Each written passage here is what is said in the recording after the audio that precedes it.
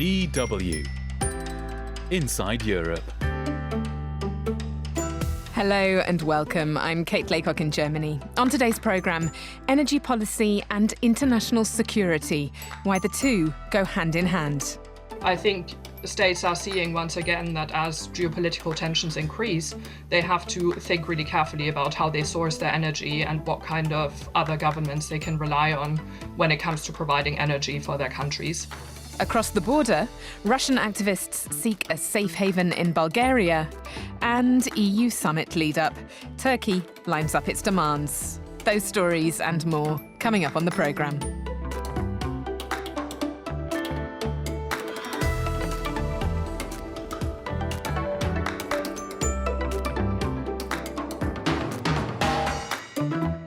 A new report released this week as world leaders met for the COP28 climate talks in Dubai identifies 5 major climate tipping points that could be triggered within a decade and warns that the ensuing ecological impacts could in turn trigger damaging tipping points in societies, such as food crises, mass migration and conflict.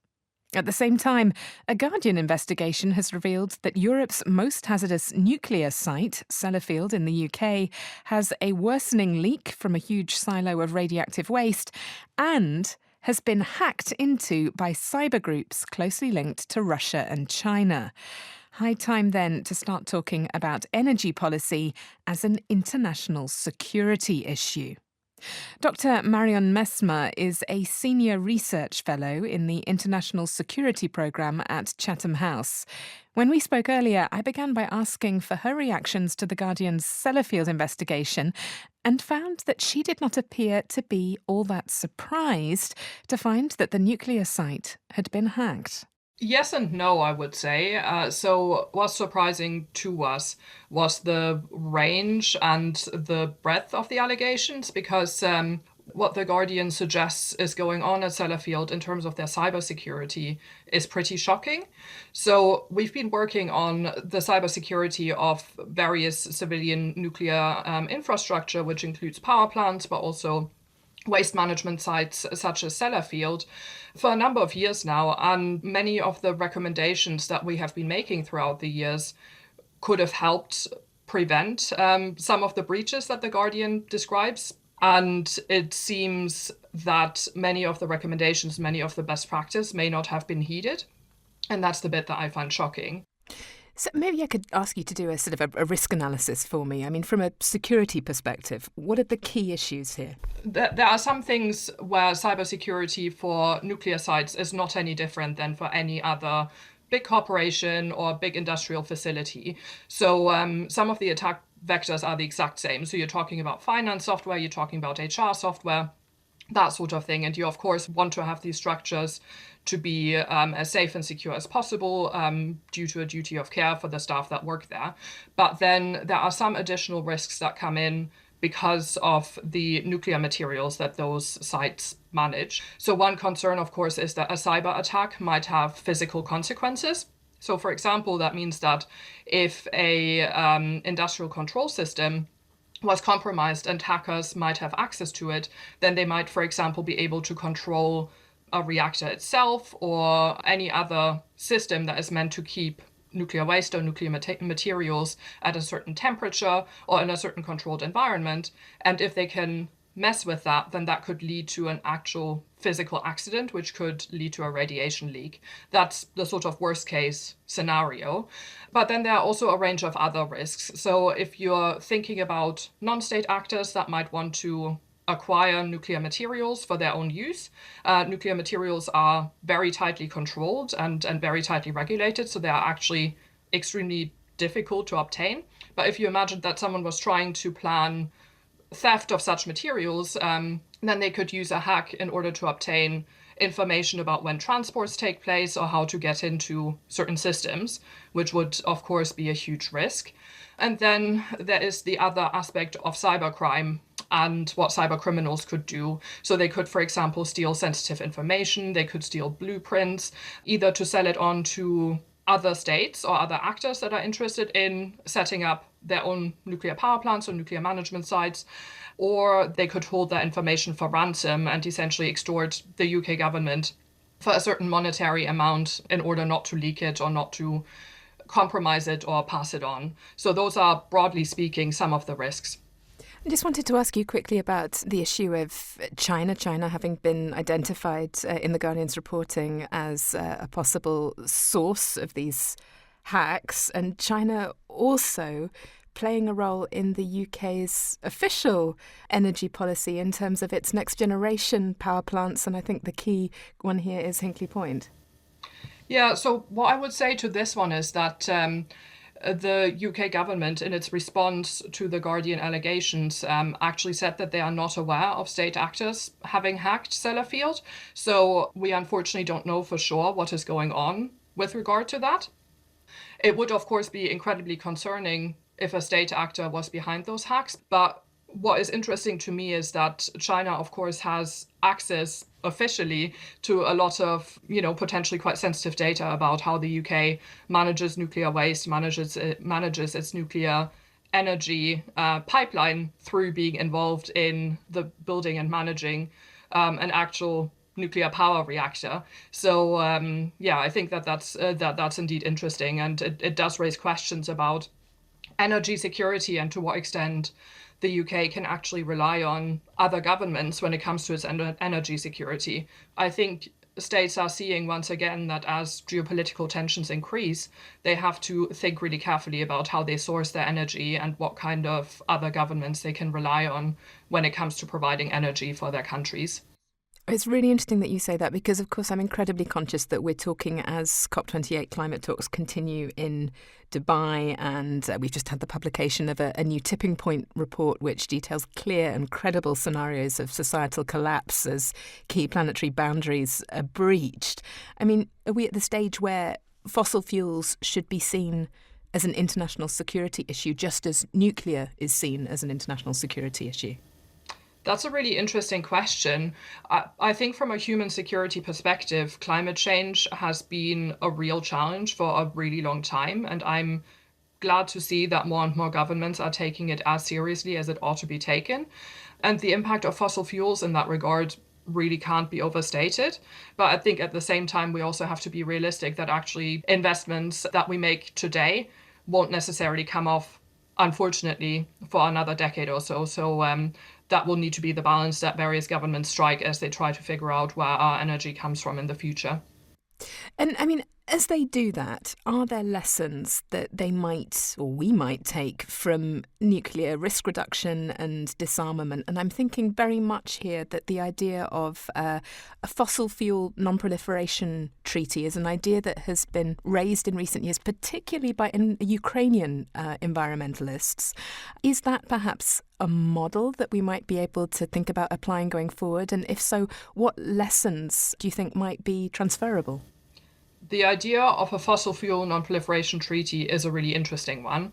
I always caution against trying to take too many lessons from the nuclear example. I think we rush to do that because we feel safe with that example and because it is indeed an area of international collaboration that has worked quite well for a long time.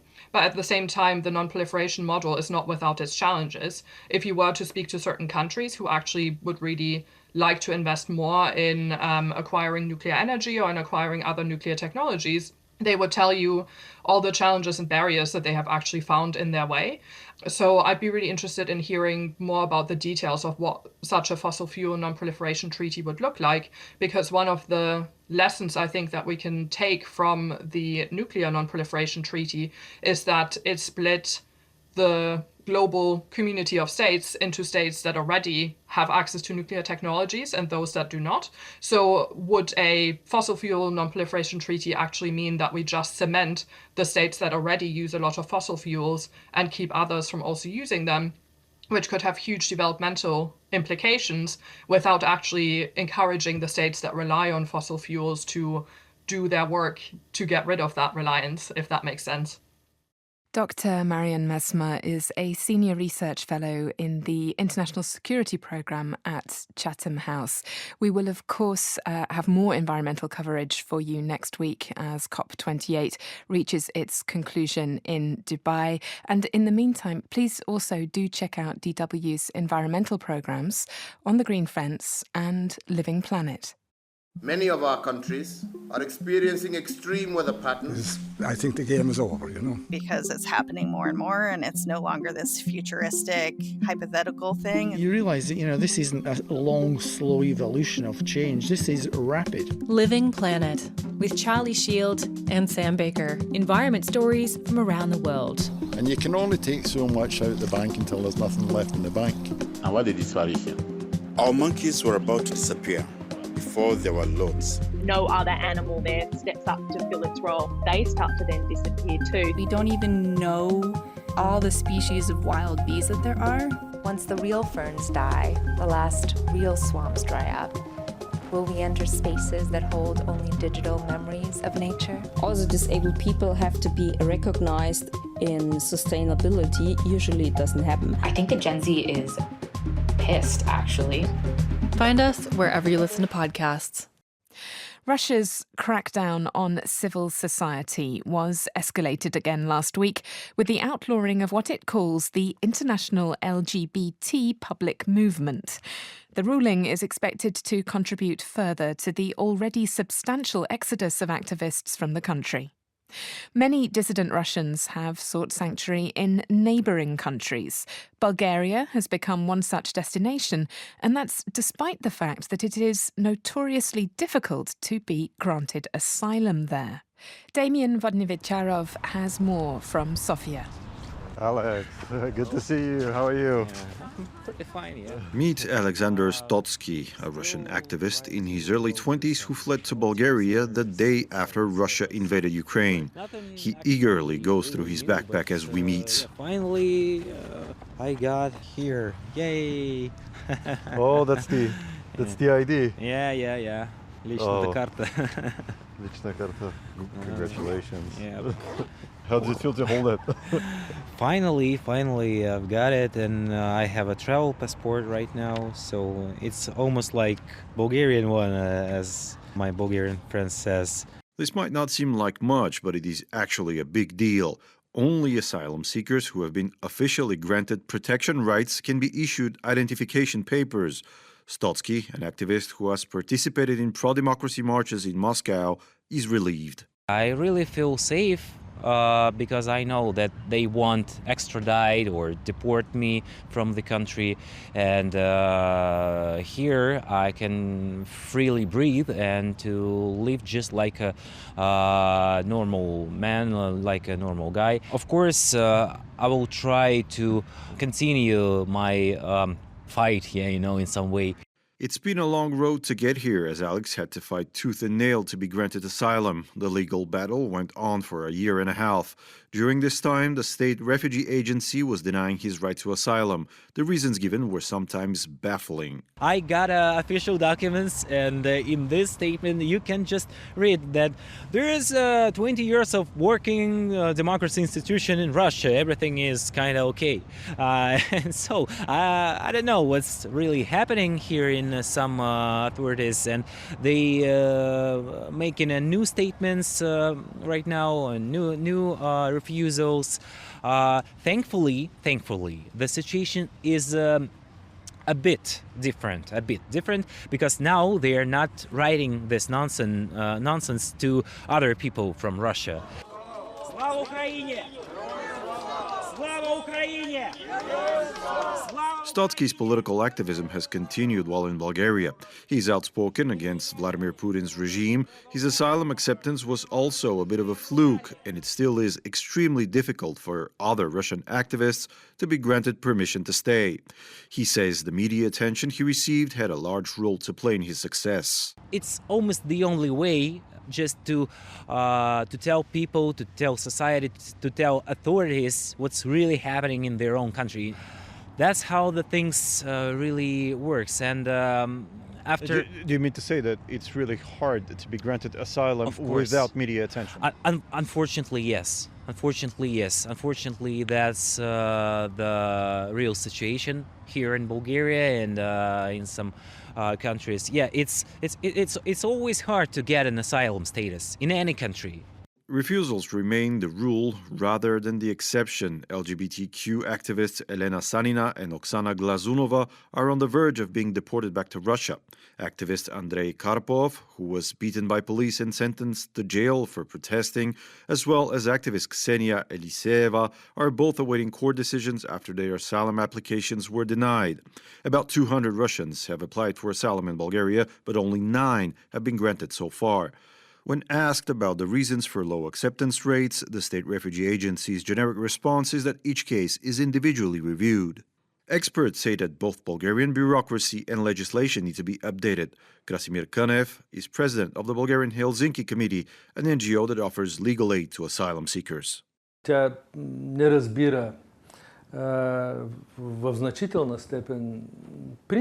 asylum system in Bulgaria is ill-conceived.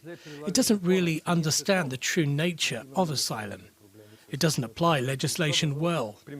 The legislation itself has serious issues with those seeking to avoid conscription in the Russian army, for instance. The acceptance rate for asylum applications is low by design. It is low for asylum seekers from Russia, the Middle East or North Africa.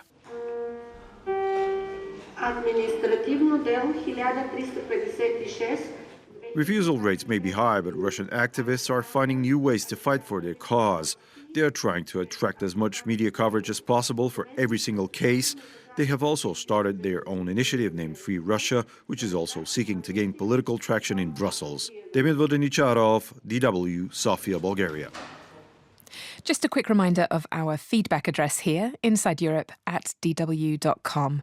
Do drop us a line and let us know your thoughts about the show. I'm Kate Laycock in Germany. You're listening to Inside Europe.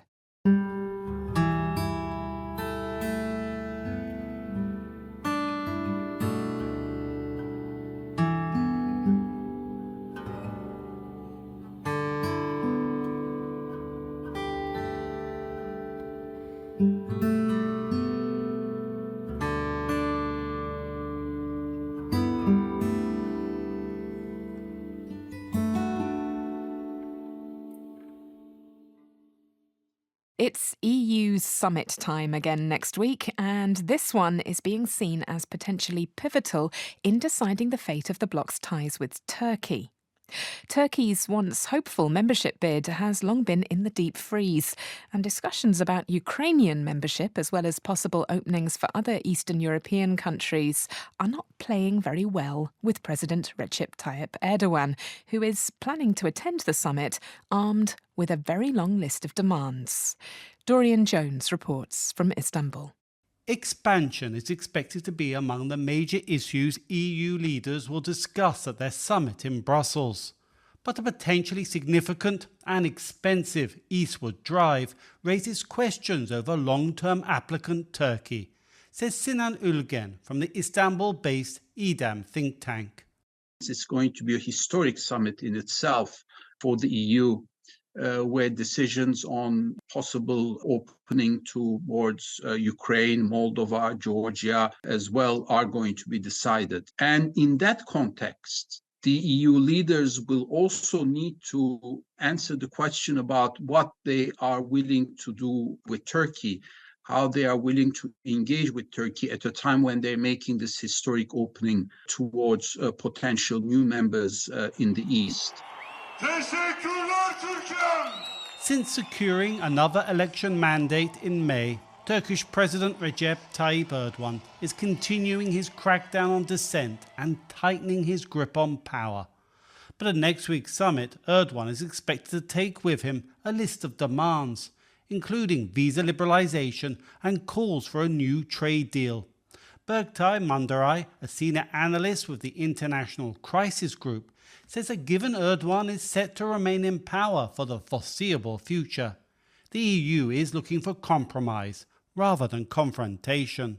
It seems like there is, especially after elections in Turkey, the EU is also looking for new ways of having a more constructive and less acrimonious relationship with Turkey. So these areas of mutual interest, especially the modernization of the customs union, which is in the interest of both the EU and Turkey. Well, of course, I mean, the human rights situation in Turkey and democratic backsliding in Turkey, I mean, that always comes up in discussions within the EU. We don't really see too many improvements on that front. But there are major obstacles to Erdogan's demands. Far-right parties in Europe have continued to notch up electoral gains, most recently in the Netherlands, and they're deeply opposed to visa liberalisation with Turkey, while a new customs trade deal with the EU has a human rights requirement. But analyst Sinan Ülgen warns that given Turkey's strategic location, bordering the Middle East and sharing the Black Sea with Ukraine and Russia, the EU can ill afford to alienate Ankara. The repercussions will be more in terms of the opportunity cost of not having a closer Turkey-EU relationship. For instance, might entail a convergence on a foreign policy approach. It might have turned into a closer diplomatic partnership to address some of the regional crises. It might also mean working together for the reconstruction of Ukraine. But all of these opportunities will be lost if this estrangement between Turkey and the EU continues. Erdogan will likely remind EU leaders of Turkey's role as gatekeeper to migrants seeking to enter Europe. At the same time, he has yet to agree to allow Sweden to join NATO. For Brussels, the seemingly endless conundrum about what to do with Turkey will be the elephant in the room at the EU summit, says Yanis Grigorias at the Hellenic Foundation for European and Foreign Policy. There is no realistic perspective of EU membership in light of the democratic backsliding and all the developments that have been taking place in the country in the last few years. And in that respect, even if all sides agree that the relationship has to be reframed and reformed, then the question of what we mean by privileged partnership, or whether the European Union is willing to compromise seriously on human rights, democracy, and rule of law, and try to see very pragmatic relationship with Turkey on a number of issues of common interest and concern, right? This is a very interesting and very difficult discussion that I'm not sure most European countries are willing to address at the moment. As with previous EU summits, there's an expectation that contentious issues with Turkey will be postponed in the hope that future commitments to Ankara will be enough to avoid a confrontation with Erdogan and keep Turkey on side. Or in other words, kick the can down the road. Dorian Jones, DW, Istanbul. Now hold on tight, we're about to get quizzical.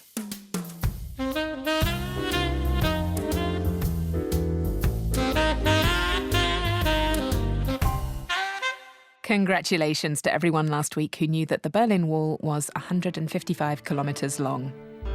It was Christmas Eve, babe, and the drunk time. This week, we're honouring the memory of the late Irish folk punk star Shane MacGowan with the following question.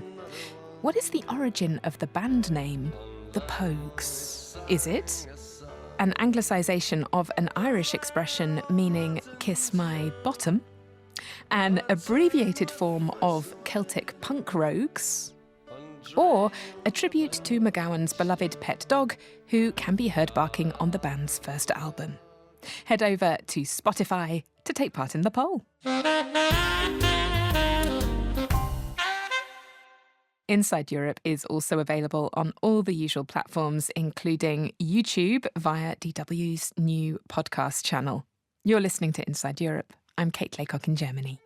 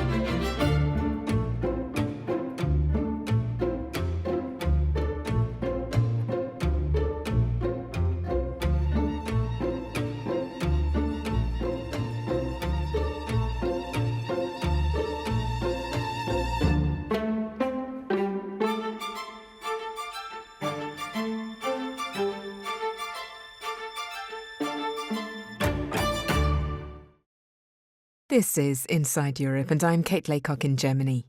Coming up this half hour, set in stone, an Aegean archaeologist puts the moral case for the return of the Parthenon Marbles. And so Greeks have actually come to recognize this as the equivalent of a national symbol. Arguably, it's a more famous national symbol than even the Greek flag.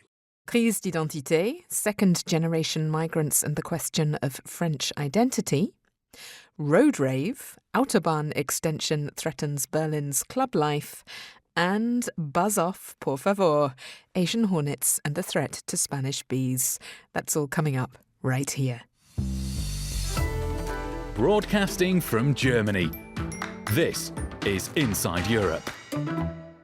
If I told you that you would cut the Mona Lisa in half, and you would have half of it at the Louvre and half of it at the British Museum, do you think your viewers would appreciate the beauty of the painting? That's the Greek Prime Minister Kyriakos Mitsotakis speaking in a now infamous interview given to the BBC last week. An interview which led to the cancellation of Mitsotakis' invitation to meet with his British counterpart, Rishi Sunak. Mitsotakis was, of course, talking about the Elgin or Parthenon Marbles, a collection of ancient sculptures taken from the Parthenon and other structures from the Acropolis in Athens at the beginning of the 19th century by the 7th Earl of Elgin, then Britain's ambassador to the Ottoman Empire, which was in control of Greece at the time.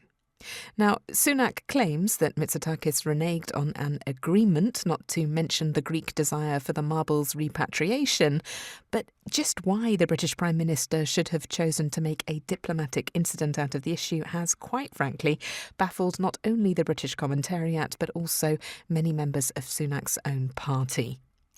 In Greece, however, the marbles issue is of crucial symbolic and political importance, as I found out when I spoke to Dr. Evangelos Kyriakidis, specialist in Aegean archaeology and founding director of the Heritage Management Organisation. Not only they are very, very important because they signify the rebirth of the Athenian democracy after Athens was razed to the ground by the Persians in 480 BC. So it's kind of the glorification of what Athens can do. It's the epitome of the classical style. It's a show-off of what democracy can do. And so Greeks have actually come to recognize this as the equivalent of a national symbol. Arguably, it's a more famous national symbol than even the Greek flag. And so this is a national symbol. And that's what distinguishes this temple from other temples. That's, I think, really interesting and really significant, because when the Greek Prime Minister Kyriakos Mitsotakis described the splitting off of these statues from the Parthenon as being like cutting the Mona Lisa in half, I think that there was a sort of an international recognition of the violence of that image, because we all understand the cultural significance of the Mona Lisa. But yes, the marbles are perhaps something that is not actually understood in those terms anywhere other than in Greece. I wouldn't say so. I mean, if you had seen drawings of how the Parthenon looked before Elgin, and you could actually really see that this was, a very spectacular monument, very heavy in meaning, very strong representation of democracy, very strong representation of classical ideas, philosophy, and so on and so forth, craftsmanship. And so in all these ways, very similar to the Mona Lisa, we're just distanced in time from when that all happened.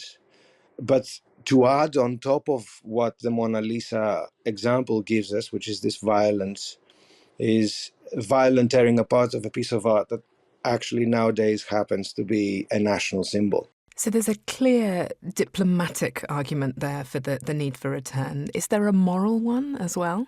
I think all of these are moral arguments. I mean, the moral arguments are extraordinary. Greece is a country that has been occupied by an empire at the time, the Ottoman Empire. So decolonizing museums, arguments, and so on and so forth are very comparable. There is a lot of British humor about how how we like these things and we'll put them in our museum for safekeeping. But as it transpired, it's not safe. Right. Now, this is crucial because one of the key arguments that Britain and the British Museum have always made is the marbles should stay here because we are a safe facility. This is where they will be best cared for, best protected. And you understand that there was the earlier counter-argument. Actually, they were not very well protected because during conservation, a lot of data has been lost, a lot of color has been scraped off. The surface of the sculpture has been treated with acid and metal brushes. This was the first retort to this argument. The second retort now, as it transpires, is that it's not even a safe place from thieves and markets, as we have more than 1,500 antiquities missing from the museum collections that have gone probably to the market. Yeah, I mean, some of them sold on eBay, presumably by a curator of the British Museum itself. I mean, I'm not really in a position to know how things happened. The museum is in a much better position than me.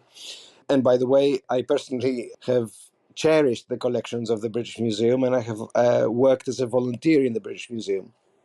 But it's extremely offensive to pick someone's heritage and put in a museum that's called British, especially when the British Museum does not have a lot of its rooms dedicated to British heritage, which is, by the way, very rich.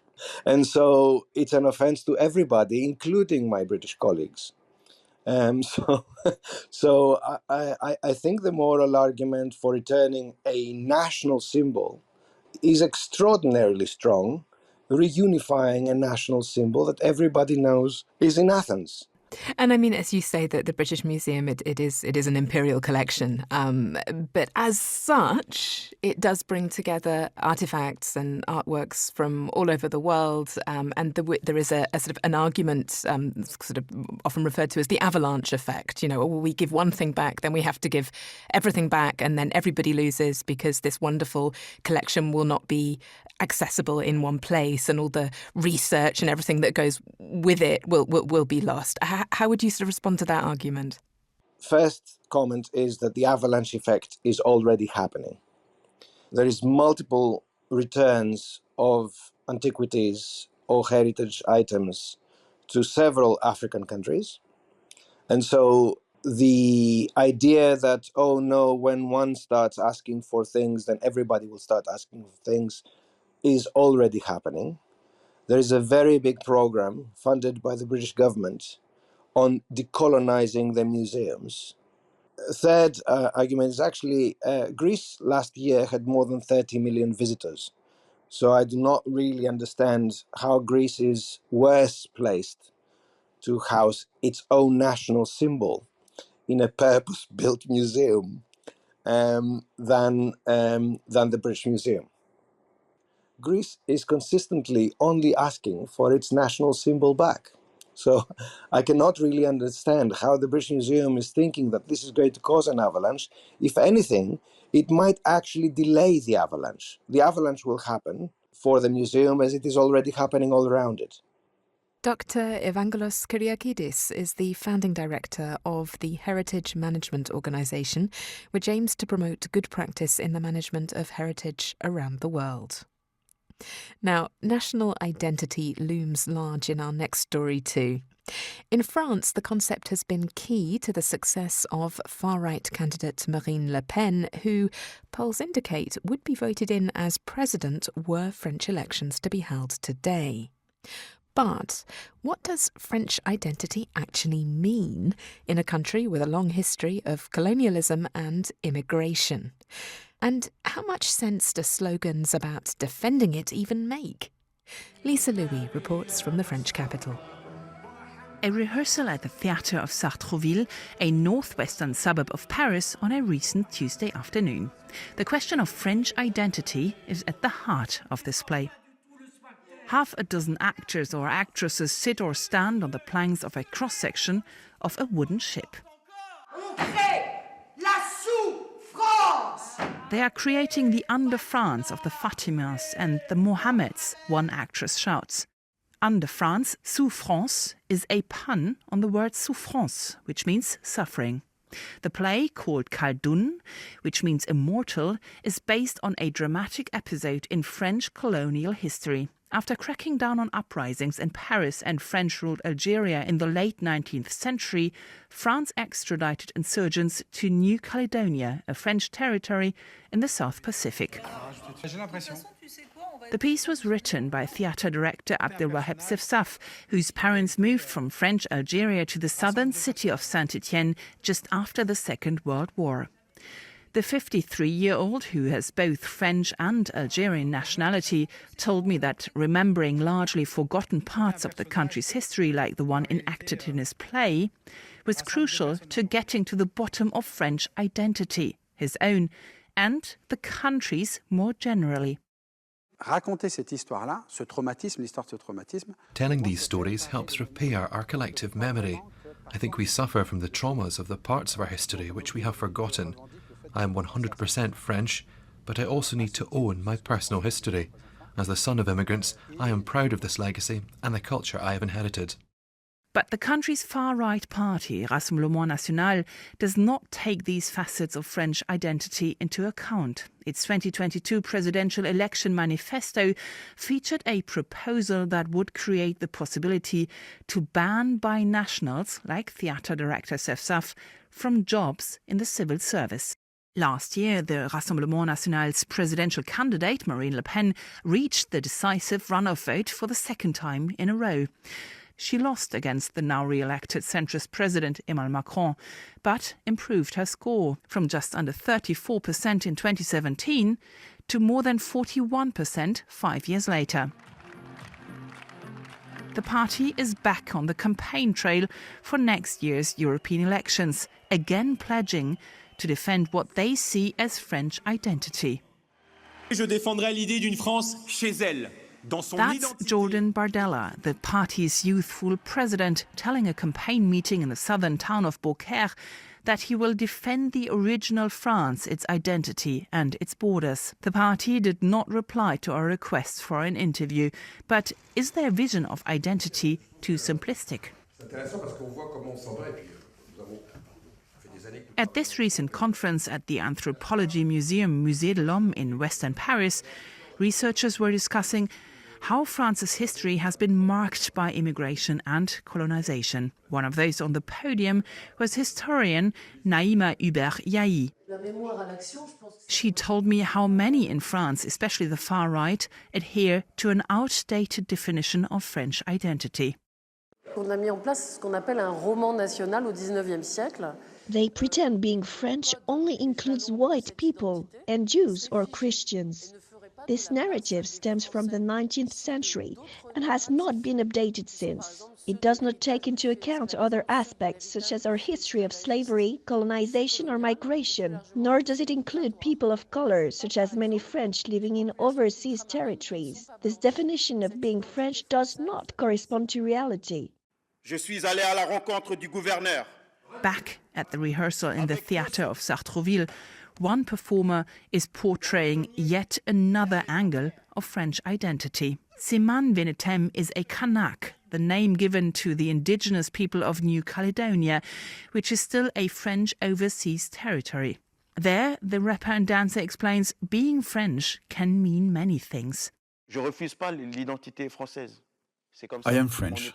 That's just the way it is. But in our part of the country, we rather wonder about our identity as New Caledonians. What does it actually mean? Many communities form a part of our people. Indonesians, Vietnamese, they are well integrated into our society and we see them as brothers. Theatre director Abdelwahab Sefsaf thus thinks the country needs a new, more inclusive narrative of identity, and that cultural initiatives like this one can play an important role in creating it. I don't know what French culture actually means. I realise that this term evolves and changes every day. France is our country. We need to construct it together and participate in defining its identity without denying our own. A shared identity is so much richer, as it includes parts of each one of us. Sef Saf is already working on his next play in the hope that he might be able to bridge some of the rifts that the far right is trying to deepen. Lisa Louis, DW, Paris.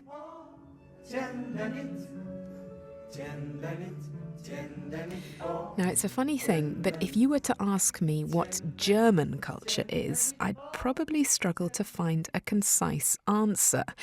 If you asked me about Berlin culture, though, one word would spring to mind immediately: clubs. Berlin's club scene is iconic, not just in Europe, but around the world. But now venues like the quirky, maze-like Salon zur Wilden Renate or the left-wing techno location About Blank are under threat by another German icon, the Autobahn. German authorities are planning a 4-kilometre motorway extension through the city centre, which proponents say is necessary to keep up with the city's growing population and traffic. But where does that leave the clubs? Ben Ressel reports. I'm in Berlin Friedrichshain at the minute, and although this sounds like a techno rave, it's actually a protest against a planned motorway extension, which would lead from Neukölln, southeastern Berlin, up to and into northeastern Berlin, into Friedrichshain. Markgrafendamm is heaving with young people. There are a few families with young kids as well, and it's a big event which will last long into the night. I think in times of climate change we don't need another fast way to go through the city. I think we need more bikes and more bikeways, and money for schools and not for an Autobahn. That's 44-year-old Isa. She also says that displacing clubs from this area will hurt the city. We really need a club culture in Berlin because this is what Berlin is about, and that is why a lot of people come here. And I have the feeling that at the moment they are destroying everything what makes Berlin Berlin. So in the end we will have like another generic city. So we have to stop that too. A few days later, I catch up with Berlin-based author and lecturer Paul Hanford.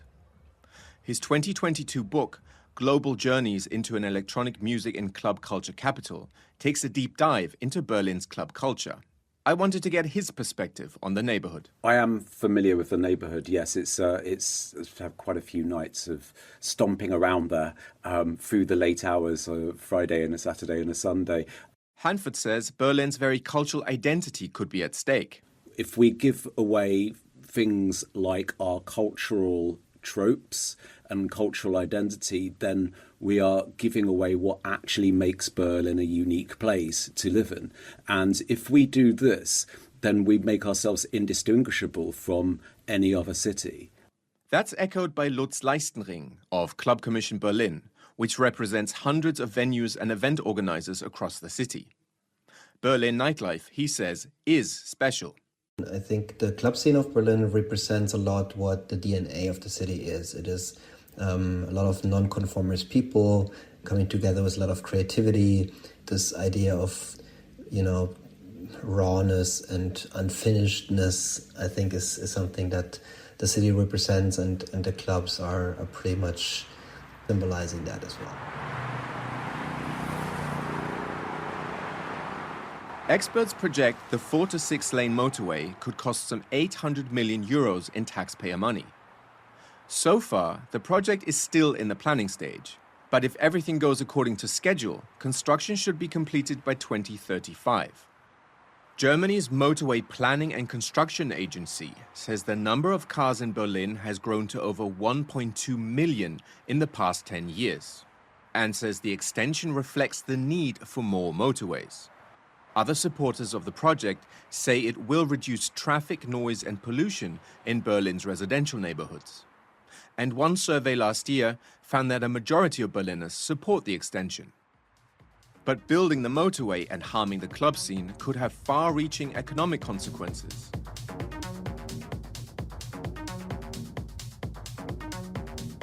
Berlin has become synonymous with techno music and nightclubs, which pull in scores of tourists each year. In 2018, those clubs generated a turnover of 170 million euros. Lutz Leistenring again. So about a third of the tourists come because of the nightlife to Berlin, and they spend, when they come to the city, on taxi, on hotels, and on shopping, etc., 1.5 billion euros per year. He says 80 to 100 people are employed in some of these clubs, and they could all be out of a job if the clubs disappear.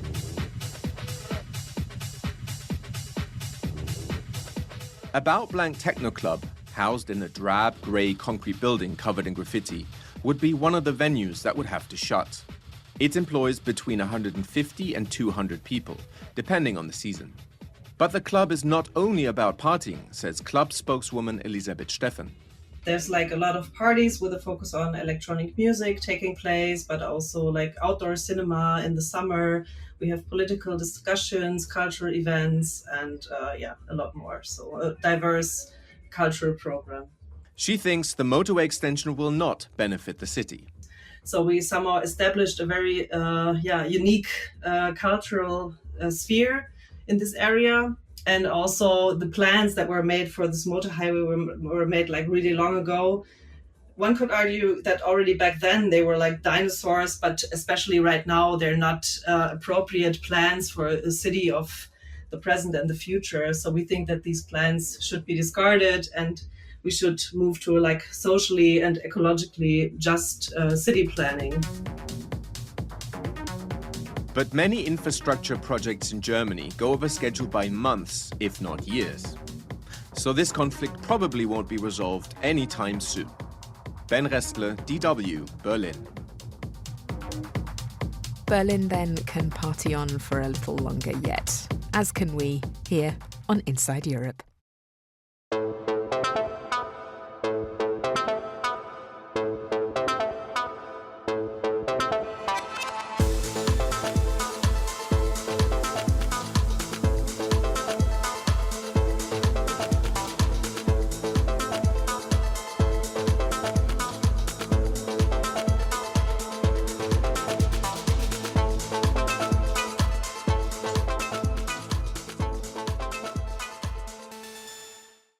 Finally, to the sting in the tail of this week's show, a look at the winged invader threatening Europe's bee populations. I am, of course, talking about the Asian hornet, also known as the Vespa velutina. As their name suggests, these insects are usually native to East and South Asian countries like Japan, China and India. As a result of climate change, however, the Asian hornet is now in Europe, having entered via France in 2012. Asian hornets are much larger than European bees and predominantly feed off them. This is now beginning to have an impact not only on bee populations but also on the production of honey. One region which has been most affected is the province of Galicia in the north of Spain. Inside Europe's Ashish Sharma went to find out more. They take the bee, they carry them to a place like a tree or something like that, and they cut the head, they cut her legs. Iago Roca, an experienced beekeeper here in Santiago, has never seen anything like this. Only take the thorax, the central part of the body, and give them to the little velutinas, to the larvae. The Asian hornet, or the Vespa velutina, is devouring bees in this region of Spain. You can see that? That is velutina. Wow. And all the day they stay here fighting with between us, and the bees don't go out. Of the 120 hives that Iago has, only 90 contain bees that are producing honey. In the rest, the bees either starved or were killed venturing out to find food. You see the traps above the hives. OK, so this is the bit that I haven't been looking forward to. So now we're putting on a bee suit. I feel like I'm, like about to go on in space. It's important that, at the first time, From showing me an area where the hornets have killed half of the bees he has, Iago takes me to another site up in the mountains. Here the velutinas have not yet arrived in great numbers, and his bees are thriving, producing a monoflower honey which comes from the chestnut tree. Go across the street. I can hear them all around me. We only go see one of them to see you. Oh my God. What they have there. Oh wow. You can see that all that honey. And they have baby bees. Yeah. You look at that? They are growing. Baby bees. It is a baby bee is coming to the world. Uh-huh. You have seen that, no? Oh. That is a baby bee in the first stage of her life. Is going out the panel. What did you think about that? I think that's incredible. Okay, it's very. We have not a fire, and it's bad for him. I will close because look at that. Oh yeah. It's You've better got stop. Hundreds of bees all over your. It's better stop, yeah. And they're all over our faces as well. Yeah, that's okay. Yeah. With the sweet, no problem. Yeah. So many bees on this one. Yeah. They're making all the honey. They're beginning that panel, isn't it? You can see from the you colour. can see. It's very... The wax. They are making the wax. Yeah. So it's a long way from being finished. Iago sells 1 kilogram of his honey for around €11, but he's facing reduced levels of production annually as more and more bees are killed by the hornets. Historically, independent beekeepers in Galicia have formed cooperatives where they sell their products. Yes, sí, la factoría. Aquí este es el almacén donde se almacena la miel. Erica Miel is the largest cooperative in the Santiago region. With over 240 members, they produce over 100,000 kilograms of honey a year. Jose Rodriguez, who runs one of the warehouses, says there is a growing concern that the onslaught on honeybees will have dire consequences for the future of this industry. La reina deja de poner huevos y entonces la cría. The queens are not laying many eggs, so young bees, which a hive needs to get through the winter, are not being born. The hive is considerably weakened with mainly old bees. In many cases, they're not able to see through the winter period. It means apiarists need to build another nucleus of bees from the wild, but this takes time, and so you miss the first flowering season and have no honey to sell. For the Vespa velutina, there's no financial help. With the exception of some aid for traps, I'm not aware of any other help. The Vespa velutina has made its way across northern Spain and into Catalonia. Rosa Roches is an investigator at CREAF, a public body dedicated to research in biodiversity. She's worried about the long-term impact on local fauna. Together with honeybees and with all the pollinators that are affected, can have its consequent effects on the pollination they made, so on the production of seeds and on the production of fruits of the local flora. Unfortunately, we are aware that fighting this type of invasions, it's impossible to eliminate them. So we have to get used to them, to lower the impacts that they have and try to make the ecosystems resilient to this type of invasions, so the impact is not as high as it has been until now. So far, beekeepers have had little financial support, both in aid for loss of production or investment in helping combat the hornets. But local and national governments may soon have to realise that the dedication of independent beekeepers is not going to be enough to stem the tide, and that much more will need to be done to protect bees as well as maintain the diversity of the local environment. Ashish Sharma, DW, Santiago. There's more environmental coverage over on DW's Living Planet and on the Green Fence podcasts. You'll find them both on DW's podcast channel, on YouTube, as well as all the other usual platforms. For us, though, that's it for today. This programme was produced by Helen Sini, with help from me, Kate Laycock, and sound engineer Ziad Abu Sleiman. The feedback address is insideeurope@dw.com. Inside Europe comes to you from DW in Germany.